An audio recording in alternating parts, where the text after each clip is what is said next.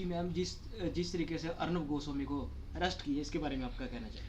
देखिए, मैं इसके बारे में क्या कहूँगी, ये तो कोर्ट ने ही, जज साहब ने ये कह दिया कि जिस ढंग से उनका अरेस्ट हुआ that was not desired, and more over जिस केस के लिए उनको अरेस्ट किया गया, कोर्ट से भी परमिशन नहीं ली गई उनको अरेस्ट करने से पहले। तो इससे सामने समझ में आता है कि ये उद्धव सरकार की जो है सोची समझी चाल है, ये बदले की कार्यवाही हुई है और इसके लिए इट इज़ हाईली ऑब्जेक्शनेबल। और इसके साथ मैं ये भी कहना चाहूँगी कि उद्धव सरकार और कांग्रेस गवर्नमेंट थोड़ा सा समझ लें कि वो डेमोक्रेटिक कंट्री में रह रहे हैं और उनका शासन डेमोक्रेसी में है।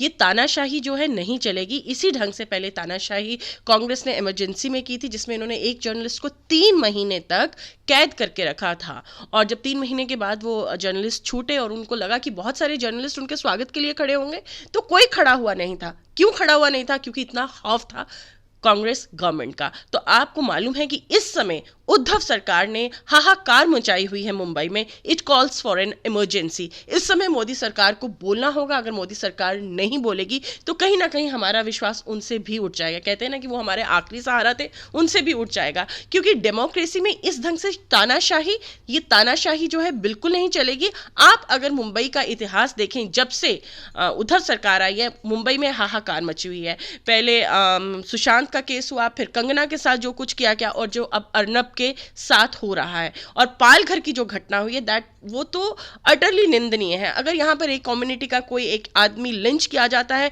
तो उसके लिए अवार्ड वापसी हो जाती है, उसके लिए सारे चैनल्स आवाज उठाते हैं। लेकिन पालघर में जो साधुओं के साथ हुआ, दैट वाज हाईली ऑब्जेक्शनेबल। लेकिन एक सोची समझी साजिश के तहत कोई भी एक्शन नहीं लिया गया उन लोगों पर। तो इससे पता चलता है कि जो मुंबई हमेशा अच्छे के लिए सुर्खियों में रहती थी, कहीं बॉलीवुड के लिए तो कहीं मूवीज के लिए और कहीं फैशन के लिए, आज वो जो मुंबई है गुंडागर्दी का अड्डा बन चुकी है। और गुंडागर्दी कौन कर रहे हैं? वही लोग जो वहां पे प्रशासन चला रहे हैं या शासन कर रहे हैं। तो मैं आपके चैनल के माध्यम से कहना चाहूंगी कि अर्नब गोस्वामी के साथ पूरा देश है, हम रिपब्लिक भारत के साथ हैं, और पूरे देश में इस समय प्रोटेस्ट चल रहे हैं। और इस समय सारे जर्नलिस्ट को भी इकट्ठा होना चाहिए। जैसे कि आपने देखा कि जी हिंदुस्तान ने ये मुद्दा बहुत अच्छे से लिया कि this is the 4th pillar of the democracy and it is being crushed. So likewise हर एक चैनल को ये मुद्दा उठाना चाहिए। और हम जो जर्नलिस्ट यहाँ, मैं तो खैर एक्स जर्नलिस्ट हूँ, पर आप जो जर्नलिस्ट यहाँ पर हैं, आपकी तरफ से एक भी रिएक्शन नहीं आया। ये एक बहुत ही अफसोसजनक बात है। मैं मानती हूं कि अर्नब गोस्वामी आप ही के जैसे एक रिपोर्टर थे, मामूली रिपोर्टर थे, रिपोर्टिंग करते थे, लेकिन हाँ, आज उन्होंने अपनी सूझबूझ से, अपनी समझ से, अपनी इंटेलिजेंस से एक बहुत बड़ी एम्पायर खड़ी कर दी। अर्नब गोस्वामी को सुनने में आया मार्केट आई उनके साथ की गई। बिल्कुल, दैट इज अगेन। आप पहले मुझे एक बात बताइए, जिस ढंग से अर्नब गोस्वामी को इन लोगों ने अरेस्ट किया, कितनी उनके साथ आप देख सकते हैं कि कितनी फोर्स गई थी, और उनके साथ एक एनकाउंटर स्पेशलिस्ट भी गए थे। और कुछ ही दिन पहले एक बयान भी आया था उद्धव सरकार के ही किसी मंत्री का या उन्हीं के कैबिनेट से किसी का एक बयान भी आया था कि मुझे लग रहा है कि अर्नब गोस्वामी कहीं सुसाइड ना कर लें। तो क्या ये संकेत देना चाहते हैं कि अर्नब गोस्वामी को के साथ कुछ गलत करने वाले हैं? ये याद रखिए कि अर्नब गोस्वामी के साथ अगर कुछ गलत होगा तो भारत चुप बैठने वाला नहीं है।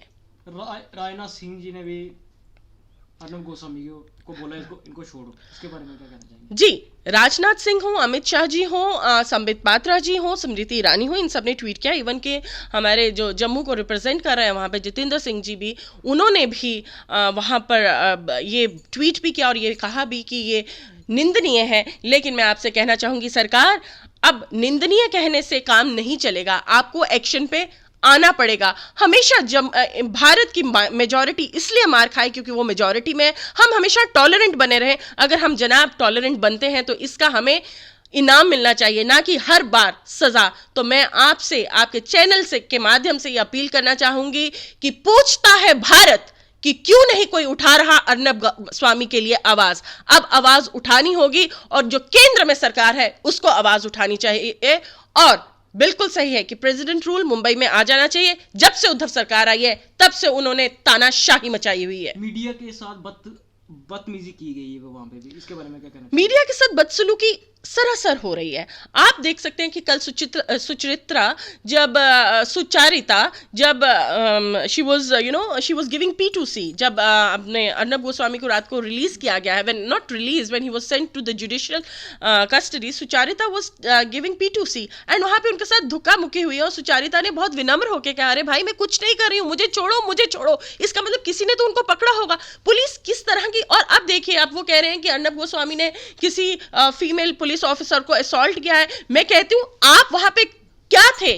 आप पुलिस, वहां पे इतनी सारी फोर्स थी, 15 लोग पुलिस के थे और अर्नब गोस्वामी इतने ज्यादा शक्तिशाली हैं कि आप लोगों 10 लोगों के होते हुए उन्होंने एक फीमेल ऑफिसर को असॉल्ट किया। अगर किया तो उसके खिलाफ FIR नहीं होनी चाहिए, आप लोगों को सस्पेंड करना चाहिए कि आप इतने नाकाबिल, आप इतने नपुंसक हैं कि आपके सामने एक आम जनता का आदमी आकर आपकी फीमेल ऑफिसर को असॉल्ट कर रहा है और आप हाथ में चूड़ियां डाल के बैठे हुए हैं। दिस इज जस्ट अ साजिश, दिस इज जस्ट सोची समझी बदले की कार्रवाई, और भारत में ये नहीं चलेगा। It is a democratic country. और कहा था ना कंगना रनौत ने कि ये पाकिस्तान ऑक्यूपाइड कश्मीर नहीं है, मैं कहूंगी पाकिस्तान ऑक्यूपाइड कश्मीर हो या ना हो, ये पाकिस्तान नहीं है। यहां पे हर आवाज उठाने वाले की आवाज कुचली जाएगी।